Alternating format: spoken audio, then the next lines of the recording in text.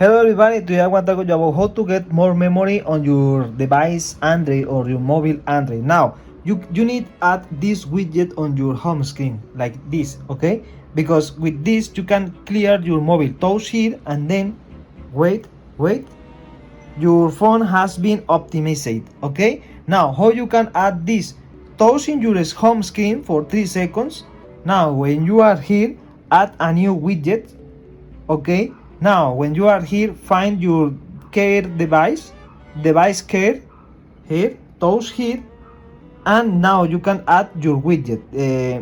It's the same, okay? These two are the same. This is small, this is bigger, and this is smaller. Now add whatever, and then okay, let me put, and then you only need touch in this.